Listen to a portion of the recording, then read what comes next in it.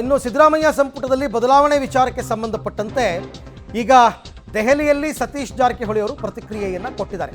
ಅವ್ರಿಗೂ ತುರ್ತು ಬುಲಾವ್ ನೀಡಿ ಕರೆಸ್ಕೊಂಡಿದ್ದಾರೆ. ದೆಹಲಿ ಭೇಟಿ ಪೂರ್ವ ನಿಯೋಜಿತ ಅವ್ರು ಹೇಳ್ತಾ ಇರೋದು. ಸಂಪುಟ ಬದಲಾವಣೆ ಹೈಕಮಾಂಡ್ಗೆ ಬಿಟ್ಟಿದ್ದು, ಅದು ಅವರು ಬಿಟ್ಟಿದ್ದು. CM ಯಾವ ವಿಚಾರಕ್ಕೆ ಬಂದಿದ್ದಾರೆ ಅಂತ ನನಗೆ ಗೊತ್ತಿಲ್ಲ.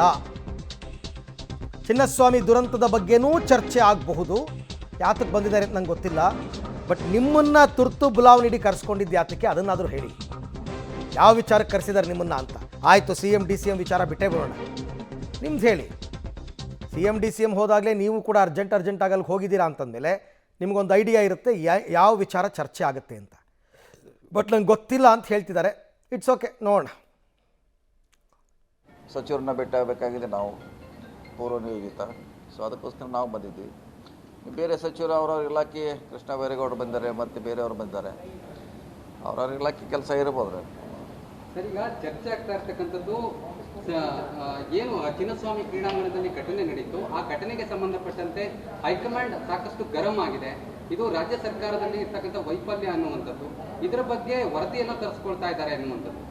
ಯಾಕಂದ್ರೆ 12ನೇ ತಾರೀಕು ಬರಬೇಕಾಗಿದ್ದಂಥ CM ಇವತ್ತು ಬರ್ತಾ ಇದ್ದಾರೆ, ಇವತ್ತು ಬಂದಿದ್ದಾರೆ. ಸೊ ಹಾಗಾಗಿ ಸಾಕಷ್ಟು ವಿಚಾರಗಳು ಚರ್ಚೆ ಆಗ್ತಾ ಇದೆ. ಚರ್ಚೆಗೆ ಖಂಡಿತವಾಗಿ ಹೈಕಮಾಂಡ್ ಕೇಳುವಂಥ ಅಧಿಕಾರ ಇದೆ, ಕೇಳ್ಬೋದು ಅವರು. ಆದರೆ ಯಾವ ವಿಷಯ ಅಂತ ಸ್ಪಷ್ಟವಾಗಿ ಗೊತ್ತಿಲ್ಲ, ಎದಕ್ಕೆ ಕರೆದಿದ್ದಾರಂತ.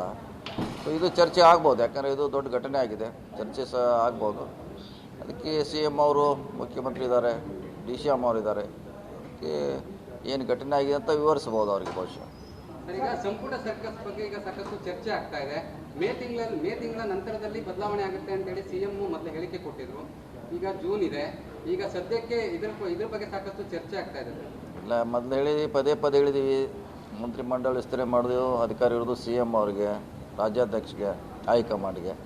ಹೆಂಗಾರೆ ಅವ್ರು ಬಂದಿದ್ದಾರೆ, ಅವ್ರನ್ನ ಒಂದು ಮಾತು ಕೇಳಿದ್ರೆ ಬೆಟ್ರ್ ಅಂದ್ರೆ ಅವ್ರು ಹೇಳ್ತಾರಂತ ಅದ್ರ ಬಗ್ಗೆ.